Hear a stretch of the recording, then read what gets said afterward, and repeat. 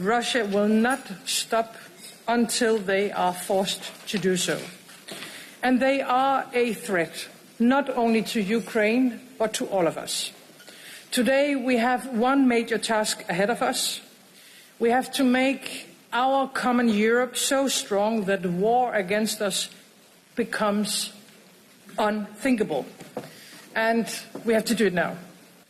By you, Emmanuel, to Russia's full-scale invasion in 2022. But peace with Russia can only be achieved through strength. We have to strengthen Ukraine and weaken Russia with more sanctions.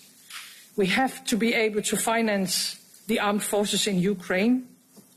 All of us have to deliver more weapons, more ammunition, and we have to do it faster.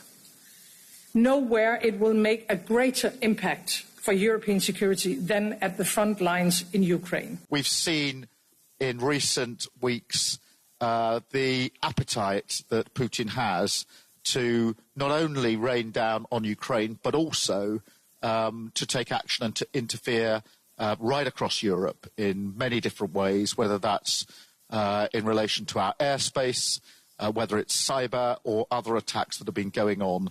They are unrelenting and they show an appetite to continue this, and we must fight it with everything that we have, and alongside the work we're doing with President Trump and others in this. The second thing is we must keep up this pressure on Putin. The economic pressure is having an effect, and we need to continue that pressure through further sanctions, bearing down on energy in particular, and on the shadow fleet. Next, and then we'll come around the panel.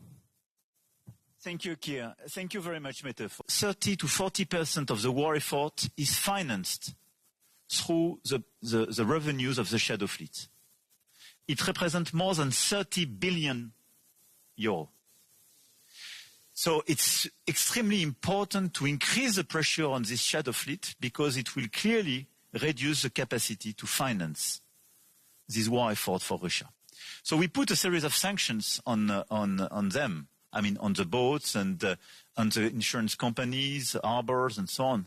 But now we have clearly a way to increase the pressure by coordinating a holistic approach on this shadow fleet. Russia had two objectives for these elections. One was to capture Moldova through, this was the maximalistic objective, to capture Moldova through these elections, or at least to destabilize the country and to, to discredit the results. And it has failed because both the state institutions worked very hard, but also it was a whole of society response. 500 million against 150.